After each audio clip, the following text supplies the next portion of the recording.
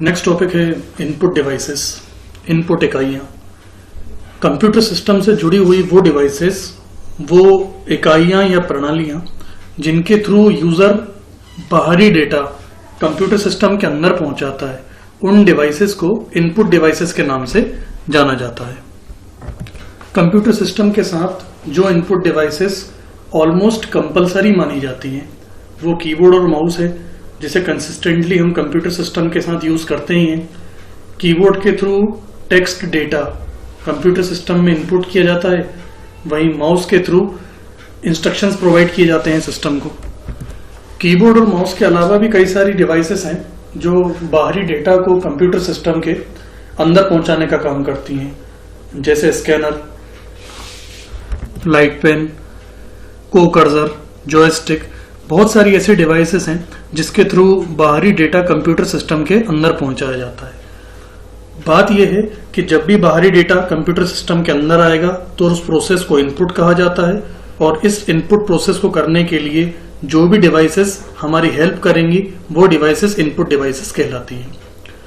जितनी सारी input devices हैं उन्हें बेसिकली दो कैटेगरीज में डिवाइड किया जा सकता है। पहली category primary input devices. Primary input devices जो कंप्यूटर सिस्टम के साथ ऑलमोस्ट कंपल्सरीली यूज्ड होती हैं, जैसा मैंने आपको बताया कीबोर्ड, माउस, ऑलमोस्ट ये बेसिक इनपुट डिवाइसेस हैं जो कंप्यूटर सिस्टम के साथ हमेशा अटैच रहती हैं, तो इन्हें प्राइमरी इनपुट डिवाइसेस की कैटेगरी में रखा जाएगा। अदरवाइज इनके अलावा जो भी अलग अलग तरह की इनपुट डिवाइसेस हैं, जैसे बारकोड रीडर हुआ, जॉयस्टिक हुआ, लाइट पेन हुआ, ये सारी डिवाइसेस भी इनपुट का ही काम करती हैं, लेकिन इनका ऑप्शनली यूज किया जाता है, यानी जब कभी विशेष आवश्यकता हो तो ही इन डिवाइसेस का यूज करते हैं इनपुट करने के लिए। तो स्कैनर हुआ, जॉयस्टिक हुआ, लाइट पेन हुआ, ये सारी ही डिवाइसेस सेकेंडरी इनपुट डिवाइसेस की कैटेगरी में आती हैं। प्राइमरी इनपुट डिवाइसेस में सबसे पहले बात करेंगे कीबोर्ड की।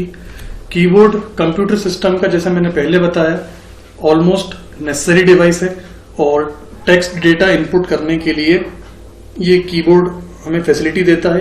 कई तरह की कीज इसमें अवेलेबल होती हैं जिनमें रिक्वायरमेंट के हिसाब से हम प्रेस करके टेक्स्ट डेटा को कंप्यूटर सिस्टम के अंदर पहुंचा सकते हैं।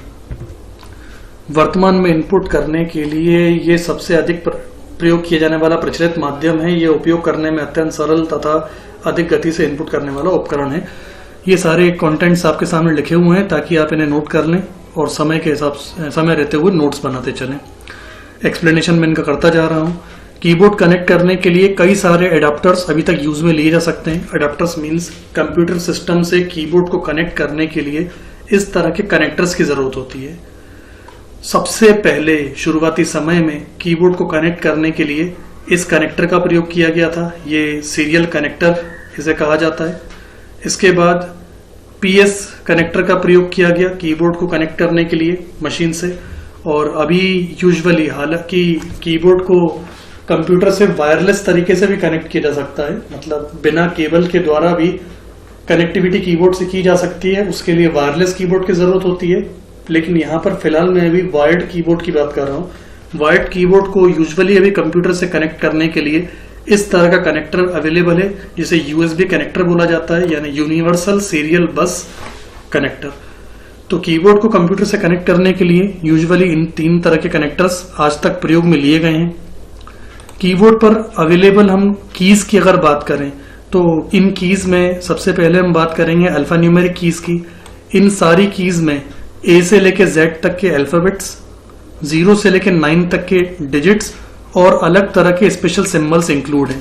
कहने का मतलब यह है कि कीबोर्ड पर यूजुअली वो कीज जो A से लेके Z तक की हों, 0 से लेके 9 तक के डिजिट्स की हों, या ये सिंबल्स वाली हों, इन सारी कीज की कैटेगरी को अल्फा न्यूमेरिक कीज कहा जाता है। हालांकि कीबोर्ड कई सारे डिजाइन्स में अवेलेबल हैं, लेकिन इसके बाद भी कीज ऑलमोस्ट कॉमन ही रहती हैं। कीज की दूसरी कैटेगरी को मॉडिफायर कीज कहा जाता है। Modifier keys alt button, control button या शिफ्ट बटन के रूप में अवेलेबल होती हैं। कई सारी शॉर्टकट कीज के लिए हमें कंट्रोल या ऑल्ट शिफ्ट का अल्फाबेट्स के साथ यूज करना होता है। जैसे उदाहरण के लिए अगर आपको कॉपी करना होता है तो आप सिंपली कंट्रोल सी का यूज करते हो या पेस्ट करने के लिए कंट्रोल वी का यूज करते हो, तो यूजुअली कंट्रोल, ऑल्ट और शिफ्ट इन सभी कीज को मॉडिफायर कीज के नाम से जाना जाता है। इसके अलावा कीबोर्ड पर स्पेशली 0 से लेकर 9 तक के डिजिट्स वाली कीज भी होती हैं। उन कीज की कैटेगरी को न्यूमेरिकल कीज के नाम से जाना जाता है। इसके अलावा कर्सर कंट्रोल कीज, जिसमें upper cursor, below cursor, right cursor या लेफ्ट कर्सर अवेलेबल होते हैं। इन कर्सर को यूजुअली हम कर्सर को रोटेट करने के लिए प्रयोग में लेते हैं और कई बार गेम्स खेलते समय भी इस तरह की कीज का यूज किया जा सकता है। इन्हें कर्सर कंट्रोल कीज कहा जाता है।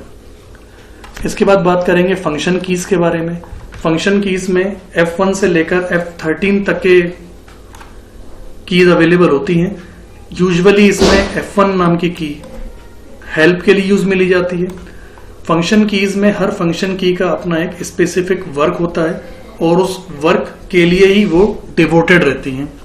इसके अलावा हॉट कीज के लिए भी फंक्शन कीज का इस्तेमाल किया जाता है।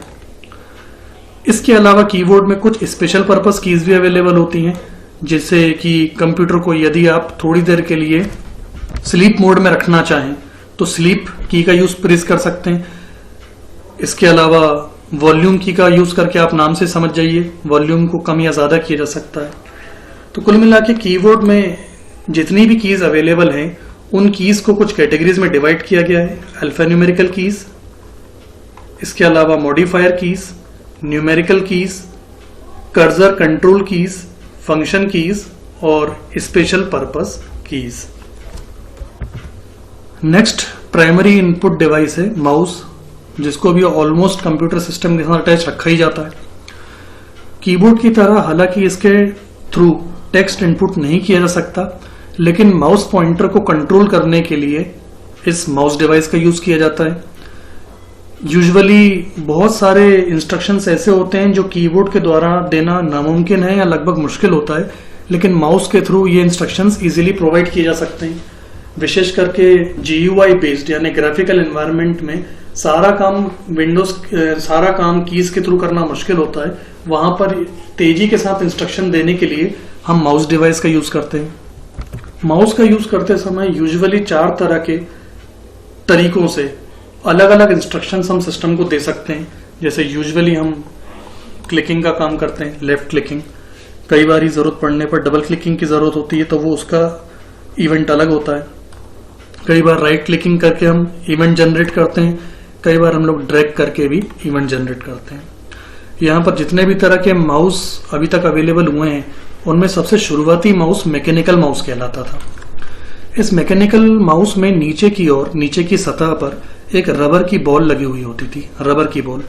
ये बॉल जैसे जैसे हम माउस को उसकी सतह पर घुमाते हैं, रबर बॉल उसकी सतह के हिसाब से घूमती थी और उसके अंदर के सेंसर्स, जो रोल के कारण सेंसर को इंस्ट्रक्शंस मिलता था, वो इंस्ट्रक्शन सीधे सिस्टम को जाते थे और उसी इंस्ट्रक्शन के हिसाब से ही माउस पॉइंटर रोटेट होता था।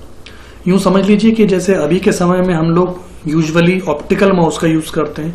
ऑप्टिकल माउस में नीचे की सतह में से एक लाइट की बीम निकलती है, प्रकाश का एक स्रोत निकलता है, जिसके रिफ्लेक्शन के आधार पर माउस सेंस करता है और कंप्यूटर सिस्टम को निर्देश प्रदान करता है और उसी के हिसाब से ही माउस पॉइंटर अपनी एक्टिविटी करता है। तो जैसे अभी के समय में ऑप्टिकल माउस, यहाँ याद रखिए ऑप्टिकल का मतलब प्रकाशीय है, तो जो भी ऑप्टिकल डिवाइसेस होती हैं वो हमेशा प्रकाश की पद्धति पर ही आधारित होती हैं। तो यहाँ पर ऑप्टिकल माउस में नीचे की सतह में एक प्रकाश की बीम निकली रहती है, रोशनी आती रहती है, जिसके हिसाब से कंप्यूटर सिस्टम को इंस्ट्रक्शंस प्रोवाइड किए जाते हैं। पुराने समय में ऑप्टिकल पद्धति इतनी ज्यादा प्रचलित नहीं होने के कारण मैकेनिकल माउस यूज होता था। उसमें नीचे प्रकाश की जगह एक रबर की बॉल लगी हुई होती थी। बॉल के घूमने से उसके सेंसर्स इफेक्ट होते थे और सेंसर्स से ही माउस के पॉइंटर को इंस्ट्रक्शंस जाते थे। यहाँ पहली पिक्चर में मैकेनिकल माउस के एग्जाम्पल को दिखाया गया है। ऊपर से ट्रांसपेरेंट करके दिखाया गया है कि नीचे एक तरह की बॉल लगी हुई है और बॉल के आसपास में आप यहाँ पर सेंसर देख रहे हैं जो सिस्टम को इंस्ट्रक्शंस देते थे। इसी के ठीक पास में एक पिक्चर है जो कि वायरलेस माउस की है।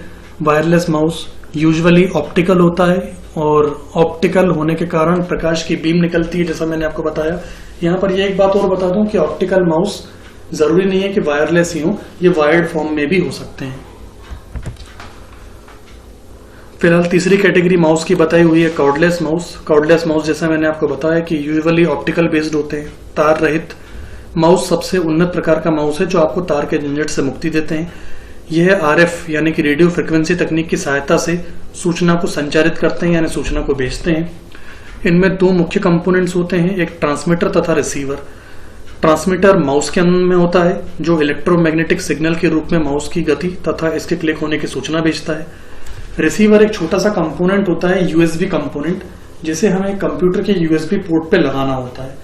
एक्चुअली होता यह है कि इस तरह के वायरलेस माउस जो भी इलेक्ट्रोमैग्नेटिक सिग्नल्स रेडियो फ्रिक्वेंसी के थ्रू भेजते हैं, कंप्यूटर पे लगे हुए रिसीवर के द्वारा ही ये सिग्नल्स रिसीव किए जाते हैं और कंप्यूटर सिस्टम इन इंस्ट्रक्शंस को इसी रिसीवर के थ्रू एक्सेप्ट करता है।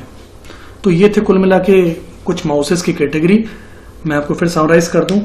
सबसे पहले मैकेनिकल माउस, उसके बाद ऑप्टिकल माउस, और ऑप्टिकल माउस वायर्ड भी हो सकता है और वायरलेस भी हो सकता है। तो ये थी primary input devices. Next class में सेकेंडरी इनपुट डिवाइसेस के बारे में समझेंगे। सेकेंडरी इनपुट डिवाइसेस जैसा मैंने आपको बताया कि आवश्यकता होने पर इन डिवाइसेस का यूज किया जाता है और कंपल्सरीली इनका अटैच रहना कंप्यूटर के साथ ऐसा जरूरी बिल्कुल भी नहीं है।